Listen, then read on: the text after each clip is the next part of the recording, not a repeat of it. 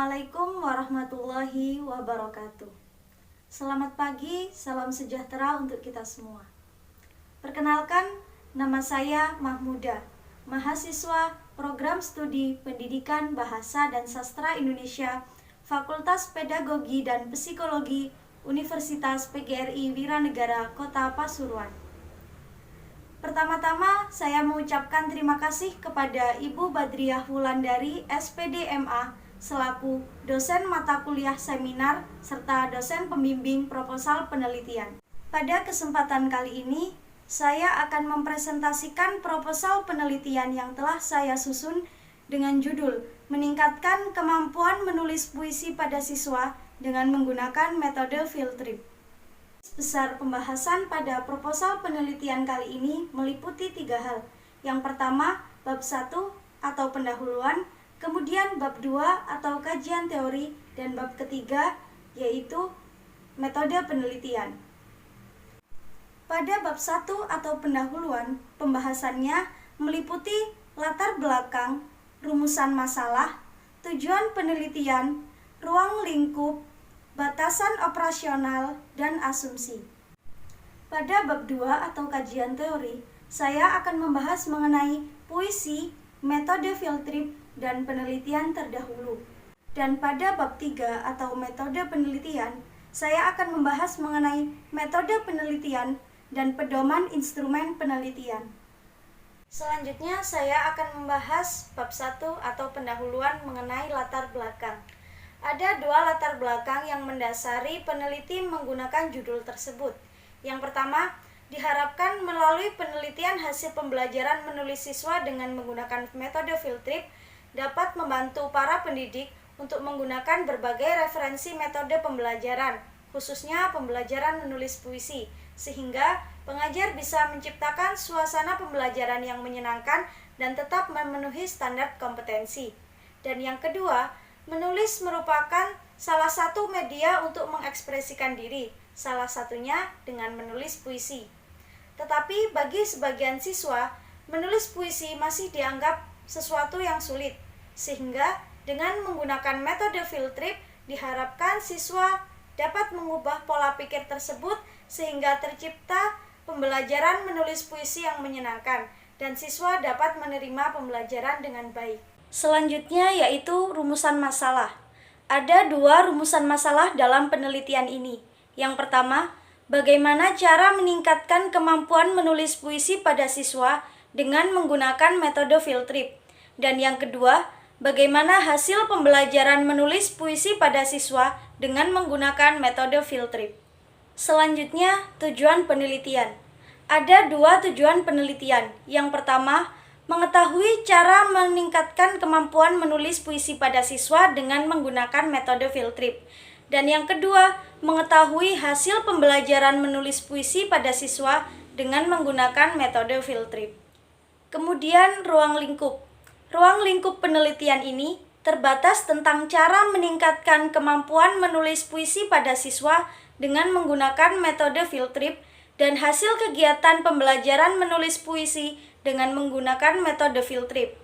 Data akan dipilih berdasarkan pengelompokan yang diperlukan, sehingga dapat mempermudah saat proses analisis data.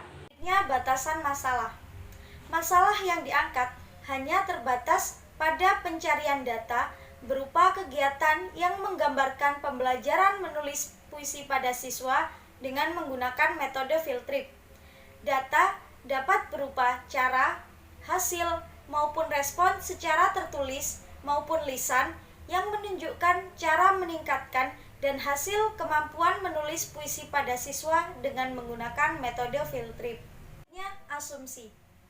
Menulis merupakan keterampilan berbahasa yang paling unik karena menulis melibatkan berbagai keterampilan lainnya, di antaranya kemampuan menyusun pikiran dan perasaan dengan menggunakan kata dalam bentuk kalimat yang tepat sesuai dengan kaidah tata bahasa. Kemudian, menyusun dalam satu paragraf. Salah satu aspek yang diajarkan dalam pembelajaran sastra adalah menulis puisi. Minat siswa dalam keterampilan menulis puisi masih kurang. Banyak faktor yang mendasari timbulnya permasalahan tersebut. Faktor-faktor tersebut salah satunya adalah strategi atau metode yang digunakan dalam pembelajaran yang diberikan. Selanjutnya, bab 2 atau kajian teori. Ada 3 hal yang akan dibahas pada bab 2. Yang pertama, puisi, yang kedua, metode field trip, dan yang ketiga, penelitian terdahulu. Yang pertama, mengenai puisi. Pengertian puisi. Menurut beberapa ahli seperti Jabrohim 2003, Suharyanto 2009, dan Waluyo 2003, mereka mendefinisikan pengertian puisi yaitu sebuah karya sastra tertulis yang berupa rangkaian kata yang dapat mengungkapkan perasaan, ide, maupun pikiran seorang penyair yang tersusun dengan sangat indah, sehingga pembaca dapat menikmati serta memahami isi puisi tersebut. Puisi terikat oleh beberapa unsur, seperti bait, irama, rima, baris, dan mantra. Kemudian, unsur pembangun puisi. Ada 2 unsur pembangun puisi. Yang pertama, unsur fisik, dan yang kedua, unsur batin. Unsur fisik terdiri atas diksi, pengimajian, kata konkret, majas, verifikasi, dan tipografi. Sedangkan unsur batin terdiri atas tema, nada dan suasana, perasaan, serta amanat. Selanjutnya, jenis-jenis puisi. Jenis-jenis puisi ada 5. Yang pertama, berdasarkan perkembangannya dalam sejarah sastra dibagi menjadi puisi lama, puisi modern, dan puisi mutakhir. Yang kedua, berdasarkan cara pengungkapan isi atau gagasan yang akan disampaikan dibagi menjadi puisi naratif, puisi lirik, dan puisi deskriptif. Yang ketiga, berdasarkan langsung tidaknya makna dengan diksi dan bahasa kiasan dibagi menjadi puisi diafan dan puisi prismatis. Yang keempat, berdasarkan penggunaan kata atau diksi dan macam bahasanya dibagi menjadi 2, yaitu puisi beling dan puisi multilingualisme.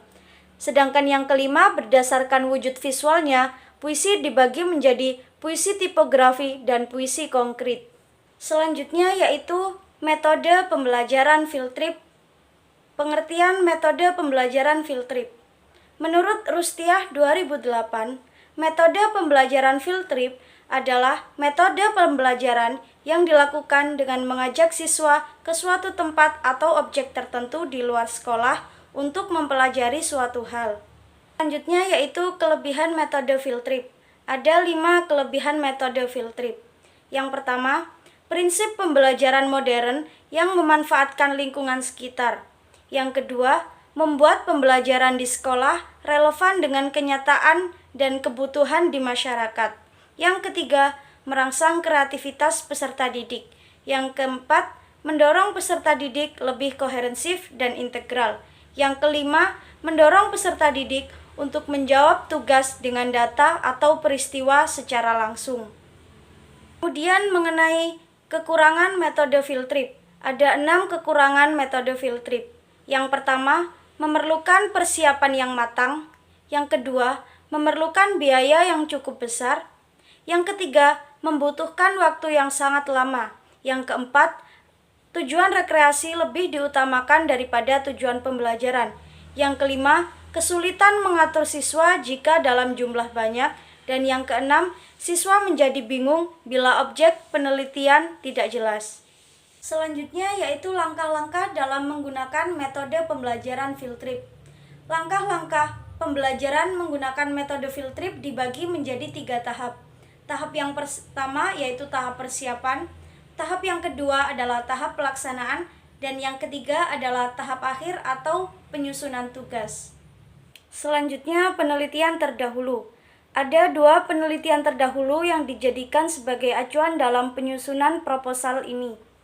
Yang pertama, dari Dwi Setianingsih tahun 2010 yang berjudul Penerapan Metode Field Trip untuk Meningkatkan Kemampuan Menulis Puisi pada Siswa Kelas 7B SMP Bhinneka Karya Boyolali tahun ajaran 2009-2010. Permasalahan yang diangkat pada penelitian ini yaitu bagaimana kualitas proses dan hasil pembelajaran menulis puisi pada siswa dengan menggunakan metode field trip. Yang kedua, dari Adi Saputra tahun 2019 dengan judul Penerapan Metode Karya Wisata dalam meningkatkan kemampuan menulis puisi pada mahasiswa pendidikan guru sekolah dasar Universitas Borneo Tarakan. Fokus penelitian tersebut yaitu tujuan yang hendak dicapai, yaitu menjadikan mahasiswa sebagai ilmuwan dan profesional terhadap bahasa dan sastra, khususnya keterampilan menulis puisi. Pembahasan selanjutnya yaitu bab 3 atau metode penelitian. Teknik pengumpulan data yang digunakan dalam penelitian ini berupa kegiatan observasi, wawancara, serta pemberian angket atau kuesioner. Teknik analisis data dalam penelitian ini berupa teknik analisis data kualitatif. Peneliti menjadi penentu skenario penelitian sebagai instrumen pokok atau kunci dalam penelitian tindakan kelas dan berpartisipasi dalam pengumpulan data, sehingga instrumen lain hanya menjadi penunjang. Cukup sekian yang dapat saya sampaikan. Terima kasih atas perhatiannya. Kurang lebihnya saya mohon maaf. Wassalamualaikum warahmatullahi wabarakatuh.